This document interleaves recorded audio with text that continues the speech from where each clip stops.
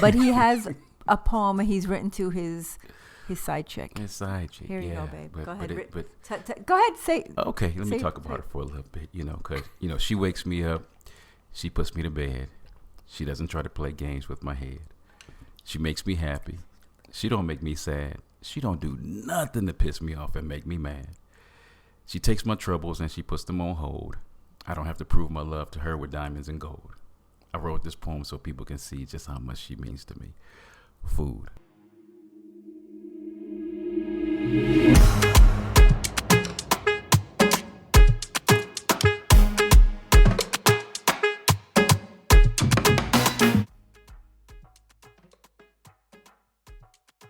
What up, family? Welcome to the Bacon Bits Podcast, where we desire for you to take the bits of information and immediately apply them to your life for success. The ground rules for our podcast is that it will always be encouraging, uplifting, and informative. The areas of life that we will be talking about today on the Bacon Bits Podcast is dealing with having a balanced life. And I need to hear y'all say it. Say valuable. Information applied equals success. And that wonderful voice that you heard is the one and only, my sweetness, my queen, my habanero sugar, Diana Acosta-Bacon. How are you, my love? Oh, I'm good. How are you? I am good. I'm doing this with you, so I'm excited because it makes life that much more sweeter when I got my baby on here. Flattery gets you everywhere. Oh, yeah. And we're going to be doing a series, family. A series on one size doesn't fit all. Because it doesn't. We come in all different shapes, sizes. We come in all different colors. We are just so unique and wonderful. So I don't know why we assume that with clothes or with any thinking process or belief system or whatever, that it's a one size fits all. One size does not fit all. And the first area we're going to be talking about is health. That's a huge category. Very huge category. So when we talk about health, because one size does not fit all, because, oh my gosh, we have heard all across the news, have you not? All these young people, like very healthy young people, just dying in the middle of a game and things. So people that appear to be healthy don't necessarily mean that they're fully healthy. Amen. It's true. So we really do have to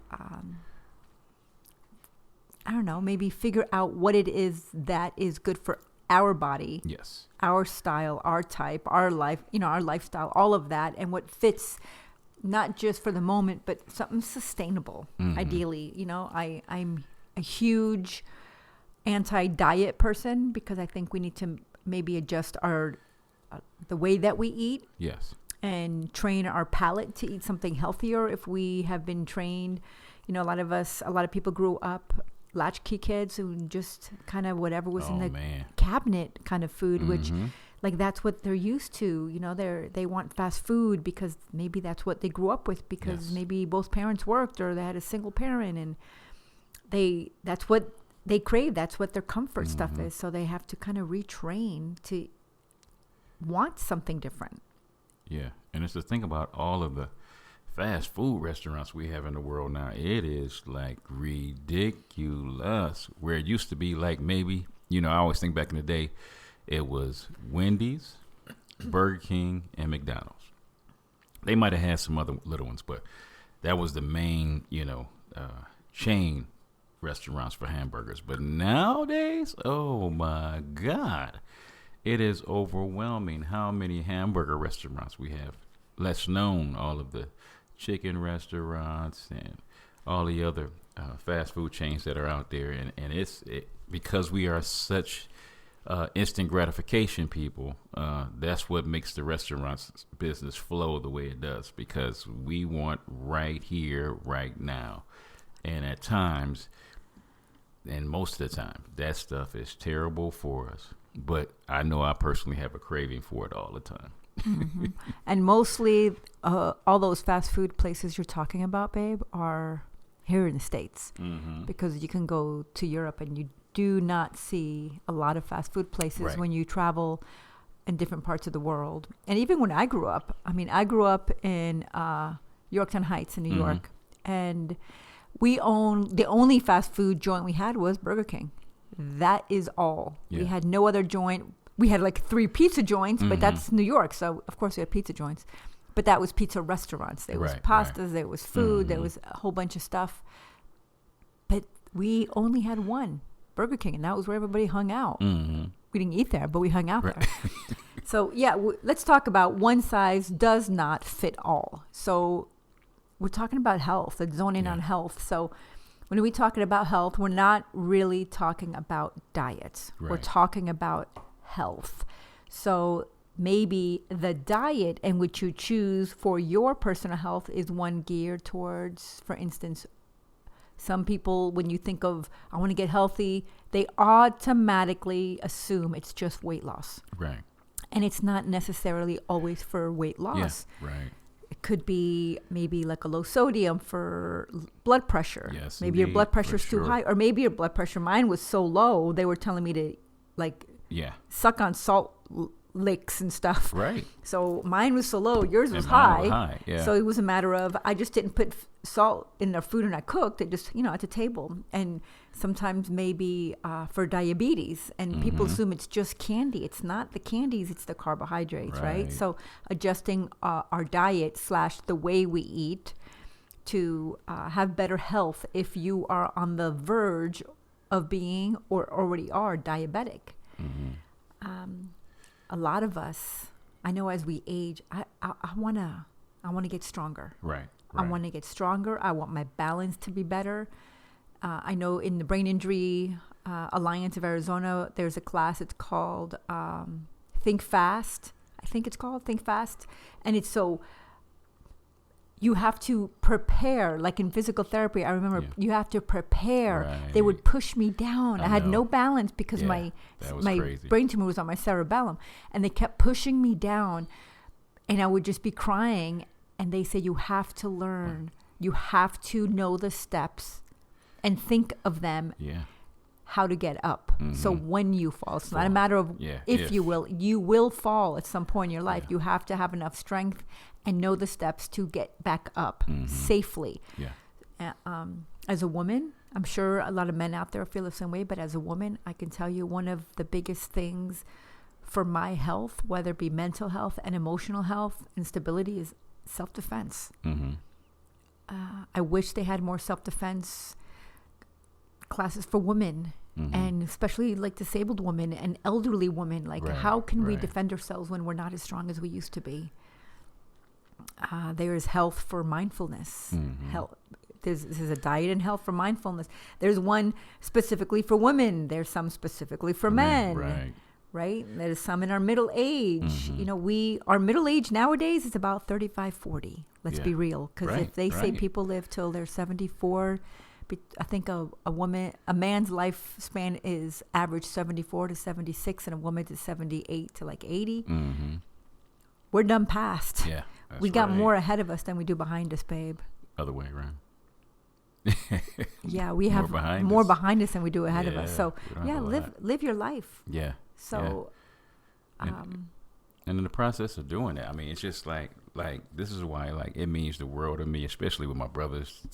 And I wish this was for everybody, but I know men don't do it as much as women do, and that's just to go get the yearly physical, man. See where your numbers are at, and see how you can make adjustments with your health. Because usually with men, magnesium is down, testosterone is down, and then they get a lot of visceral fat, which is the layer of fat over your stomach muscles. So, and as men, I swear that's where the weight goes. Okay, it's going to go straight to that stomach, not even the waist, the legs or nothing. They go straight to the belly. So it's always like, what's those things that can we do to, like I said, a lifestyle change, and like I said, it could be, we doing intermittent fasting, which is a great way where you can eat, pretty much almost what you want to eat, but you start at a certain time and you stop at a certain time, whether it's 12-hour intermittent fasting. You say specifically 10 hours, 8 hours, 6 hours, however long you want to do it.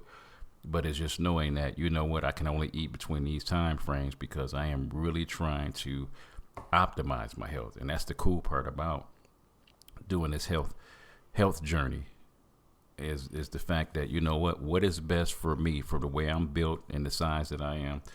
Because I used to always I still to this day love clowning the insurance weight scale, because it swears up and down that I'm obese and I'm 6'4", 210. And I'm like, okay, if that's obese, I'm just going to continue to be obese for the rest of my life, because it ain't going to be no shrinking time, no time soon. I might lose a 10 pounds here, 5 pounds there, but for the most part, you had to see like what's best for you, because they trying to have you be real thin and you ain't got, you know, no body fat. And and that's just the way our diets and our eating styles are, you know, to adapt it to our lifestyle of what we want it to be. So health it's important, man, to know that what's important specifically for you.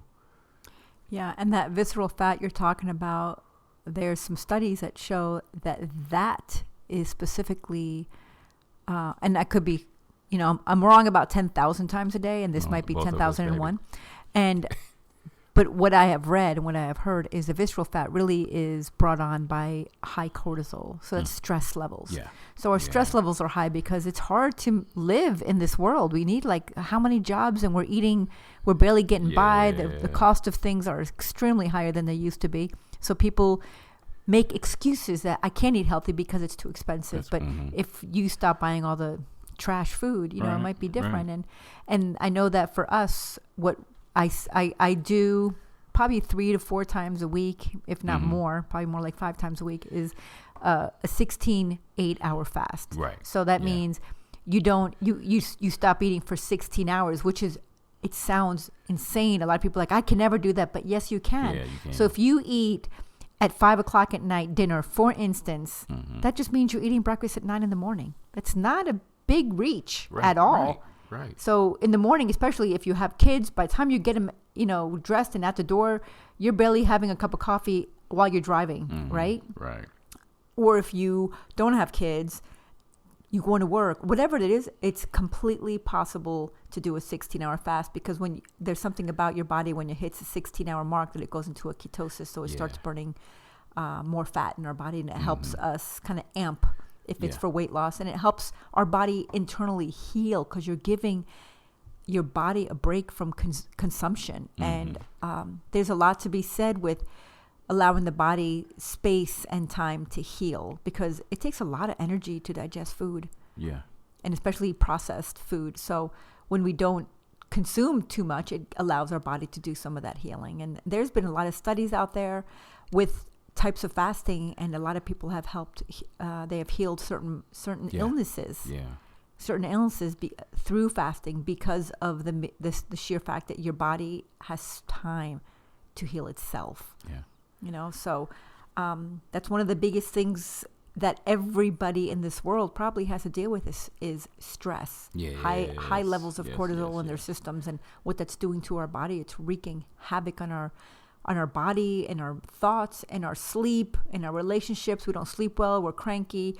It affects every aspect of our life. So health really is, we're not just talking about physical health here. We're talking about mental health, emotional well-being, emotional stability. Like all this matters. Yeah, I think it's really important. One size does not fit all. What helped me isn't necessarily going to help you. Yeah, you're right, babe. Yeah, and that's what I was thinking about when you said just using the intermittent fasting. Like for me, because I work 12-hour shifts, and we're talking about from 7 in the morning usually to 7:30 at night. So I'll start my intermittent fasting at 11, and then end it at 7. And I usually don't go to bed till 10 o'clock. So I'm giving my body 3 hours to digest the food, so that it will be able to digest the food. So when I go to sleep, I'm actually sleeping, my body is not trying to sleep and trying to digest food at the same time, because I think we don't give our bodies enough time in between meals. Because I'm talking about me personally, I am a snacker, so I love snacking. So I have to tell myself, in between times, man, you do not have to have something, because most people, like I said, we always say cigarettes, or some people use vapes, or some people use different things to cope in between throughout the day. And mine, it happens to be food. So I always have to tell myself, you do not have to be having something constantly in your hand, constantly in your mouth, chewing and keeping you busy. Sometimes it is giving your body time in between meals to digest and do what it needs to do so you can live at optimum health. Because that's something that I really desire to do with my life, is constantly have optimum health. So I'm always thinking about, how can I eat better? What do you have specifically designed for you to deal with stress? I know prayer is big for me. I know listening to the motivational videos and reading my Bible and listen to sermons and things of that nature, which I know helps me, mentally as well as spiritually, to deal with life and its stresses, because we have stress all around us, man. Whether we having our own personal stress, you stressing with your spouse, you stressing with your kids, you stressing with the people that you're in the work environment with. So it is constant stress, the people that you serving at your job. So it's a lot of stress that's going on that I don't believe we've had, in the last 25 years. It's really a stressful time, in our society. So we have to really think about, what do we have specifically designed to help us deal with stress? Because if you don't, the stress will take over, and it, like I said, it will overwhelm your body. And as we age, what worked in our 20s doesn't necessarily work in our 40s, and isn't necessarily working in our 60s. And maybe reflecting at our parents as they age. I think a lot of people I see when I'm at work get worried about their parents not eating enough, or consuming enough, or they used to eat so much, and different needs. Yeah. So maybe adjusting and understanding how our body changes, and allowing that space to happen. And our body needs less as we grow older, and something that a lot of people don't realize. But our esophagus, our eating tube, whatever, our internal, that actually narrows as we grow older. Wow. And that's why soups are better for older people. Things that are thinner, it's harder for them to swallow. Yeah. And even as we go, we can maybe catch ourselves like, wow, my throat feels swole. It's not. It's just it goes narrow. We have physiological changes that are happening in our body. Yes. So maybe adjusting to those things. And I think for me, it's always going to be what's best for you. One size does not fit all. Yeah. So what works for you, and what gives you the best sense of peace, of flexibility, of strength, and your ability to be as mobile in a safe environment as possible. Yeah. And maybe that is, you just need strength. Maybe you need flexibility. Maybe you need meditation because your life is stressful. Yeah. Whatever that is, maybe taking time to reevaluate. Don't do it once a year to reflect. Do it every morning. What do I need today? Because maybe I didn't sleep well. What do I need today to have this day be the very best possible day for me today? And kind of move forward from there, and give yourself some grace. Yeah. Give yourself some grace. And I think part of that, like you said, about taking time every day, is when you have those days, like, man, when you're feeling phenomenal, like, what did I do differently today that I usually don't do? And then when you have those crappy days, you ask yourself the question, what didn't I do that I usually do that helps me have a better day? So it is really taking the time out to reflect and see, where you're at and what's going on in your life to make sure you're living at your absolute best. We're not shooting for perfection. You already know that. But it's also knowing, like, what's best for me. Like, when I was younger, I used to think I'm going to work out just so I can eat, and I know a lot of people think like that too. But as I've gotten older, like, stretching is way more important than lifting weights. I still want to be physically strong because I want to be able to help me, help my baby, and to, just live life and go through it and be all right. So I'm still doing a lot of, strength training, but at the same time, stretching is way more important as I've gotten older, and the diet is way more important. It ain't just living to eat. Now I'm eating to live, so it's definitely those different dynamics that make you think about, okay, there's a lot of things I need to change. And going into these 60s, there might be even supplements that you need to, start putting on deck. That's going to help you with your physical health. Yeah, and ideally, let's support one another. So Yes. if you're single and you have a friend, or if you have a companion, if you have a spouse, if you live with children, have conversations. Ideally, support one another, that you can help each other on that role, because it's impossible to try and do 3, 4, or 5 meals in one household. Yeah. That's virtually impossible, and you're kind of setting yourself up to fail. So support one another. Whoever buys the stuff, stop buying junk, and remember, health is not just physical. Right. It's not just about our physical health. And one size doesn't fit all. What works for one will not work for another. That's for sure. And if you feel like you've tried and you keep failing, then maybe try to reflect on what is it that's sabotaging you. Yeah. And is it you? Because one of my coping skills, if I'm not careful, which is not always, most of the time it's not a good coping skill, it's food, fam. I ain't gonna lie. I always talk about my girlfriend, my side chick, food. She be there. So everyone, he's got a poem, babe. I'm gonna open up the lines for your beautiful poet. He's never written me a poem, but he has a poem he's written to his side chick. His side chick. Here you go, babe. Go ahead. Go ahead. Say. Okay, let me talk about her for a little bit. Because she wakes me up, she puts me to bed. She doesn't try to play games with my head. She makes me happy. She don't make me sad. She don't do nothing to piss me off and make me mad. She takes my troubles and she puts them on hold. I don't have to prove my love to her with diamonds and gold. I wrote this poem so people can see just how much she means to me. Food. Now, anytime you write your coping skill, a poem, that's pretty sad. Pathetic is a strong word, but that's pretty sad. But I just know, fam, I know me. So then, that's the cool part about knowing me. Okay, I know if I start, I'm bored, I'm going to want to go nibble. I want to go find something, So I had to even change up like how I label food, because I call bananas and cashews and apples and things of that nature fast food now.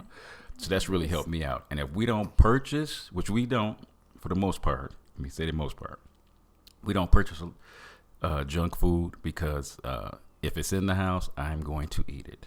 So we have to make sure if it's not in the house, I'm not going to make that much effort to go out and go get it. Yeah. We're pretty good. Like, when we do, because we both have a lot of self-control. But I know with you, snacks don't last. Yeah, snacks just don't last. And I'm not a big snacker, so it works out. But yeah, fast food is fruit, folks. People who want to live a vegan lifestyle. And I remember when I was vegan for years, and people are like, I don't know what to cook. What do you want to eat? I'm like, you've never eaten a potato? You've never had broccoli? Like, you don't eat rice? Right. What are you talking? They're like, oh, I didn't think about that. They're like, there's more options out there. Just expand your thinking. Yeah. And you know what? We have really no excuse. If we're talking about just what we consume physically, then YouTube and Google, there's so much out there. Every TikTok all over the place is showing people, easy ways to cook. There's Instagram. They're all over the place. There's really no excuse. And with our air fryers right now, that's a really good buy. If you really want crunchy food, which we love crunchy food, and I'm not a big deep fryer person, get an air fryer. Like, there's certain things that are worth the investment. Yeah. If that's what you feel like is preventing you from eating healthy. Like, so just buy an air fryer. It's not a big deal. Yeah. But let's talk about the best kind of health you can have, and that is your mind, your body, and your spirit. Yeah. That's the kind of health that I want for everybody. That physical stuff will line up eventually, but get your mind, your heart, your spirit right, and all the other stuff's going to fall into place. It sure will. And I know one of the big blessings that happened is when you had to go through surgery, and the doctor was telling us about different foods that would help with our health. And it was one that was big for me that I thought, as a kid, I never even knew that these were out there, but there's this wonderful things called avocados. And avocados is a healthy fat. That's for your brain. That helps it live at its best.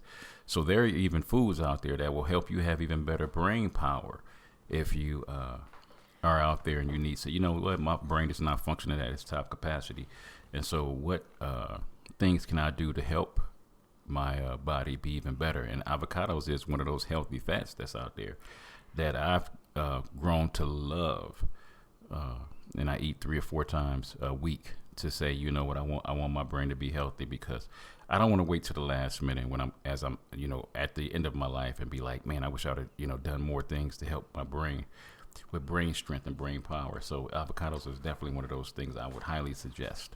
Yes, my neurosurgeon said eat 1 avocado a day, which yeah. I did, and I got very avocadoed out. But there's studies out there that you're welcome to go find that if you look at the nursing homes or the hospitals, the majority of the people with dementia and Alzheimer's are women. Yeah.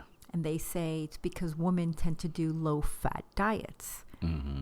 And low-fat diets, our brain is fueled by fat. Mm-hmm. Our brain is one big pile of fat. So it's those healthy foods, those omega-3s, having the lean fishes, the salmons, the avocados, the nuts, the seeds, the olive oils, the healthier fats that are natural. We need to consume that. Yes. So low fat is not always the healthiest option because it's affecting something else in your body. So John and I are big on, usually we don't do anything low fat. If you're going to do it right. Yeah. Same thing with he got me in my face and he said, don't you ever put, which I have done, don't you ever put a diet soda to those lips ever again, because it destroys your brain. Yeah. So there's a few things out there, and this is from a neurosurgeon. Eat an avocado a day, and don't do anything diet. If you're gonna do it, then do it in its full glory, or don't and have limitations as to how much you consume, but don't do diet and don't do low fat. Yeah. Just eat healthy and eat reasonable. Yeah. So guys, we've gotten a lot of great information on the one size does not fit all. Like, what is actually best for you?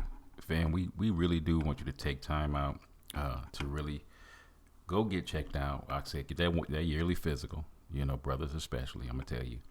And then go out and see, like, man, what is it that I need to do? Because the one thing my wife couldn't concur with, I don't like to usually do a whole lot of changes at the same time. So it might be just, let me incorporate avocados this week. Okay, I'm doing good with the avocados. Let me add some fish in once a week. Okay, that sounds good. Or take supplement. Get the supplements, CoQ10. Yeah. So these are the great things, but you want to just, implement stuff into your life.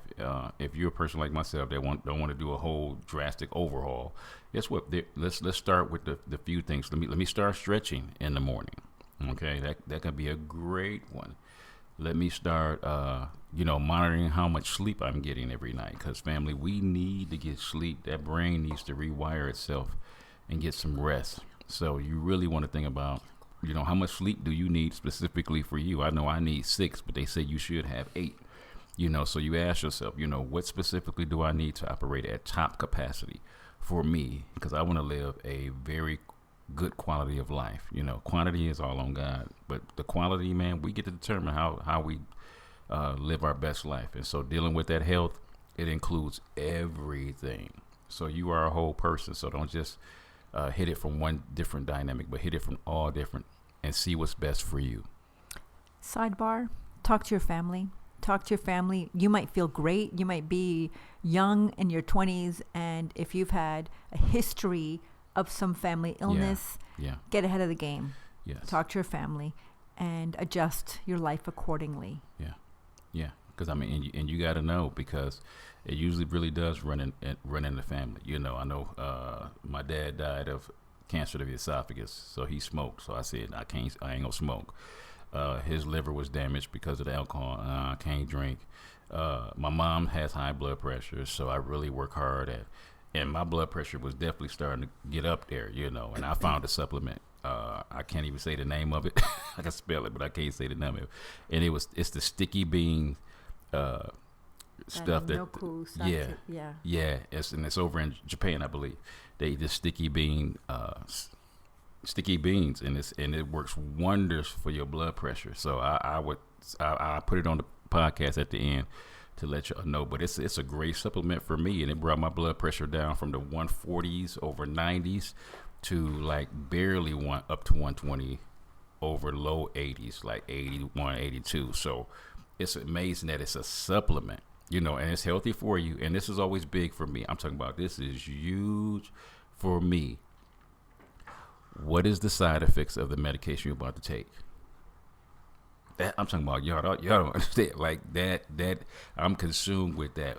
What is the supplements the side effects of what you take? And for me, I love hearing if I take pumpkin seed oil, no side effects. If I take red rice yeast, no side effects. If I take cinnamon, no side effects.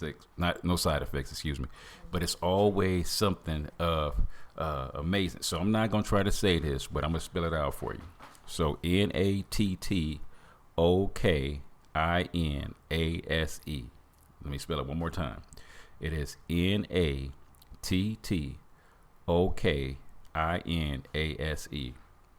And it's a supplement I was taking.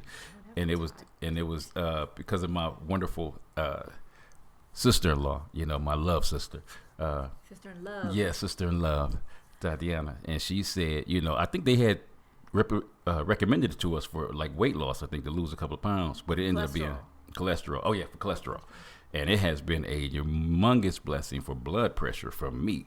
So I love when things are working for me, man. I love promoting stuff. Hawthorne berry worked too. Yeah, Hawthorne berry was another one that helped with the cholesterol. So, fam, it's always something out there that you could take as a supplement. And once again, what are the side effects? Nothing. So that's why I'm like, fam, I love taking things that I know. The only thing that's going to happen is it's going to come in your body and run through it, and then it won't be anything effective for you.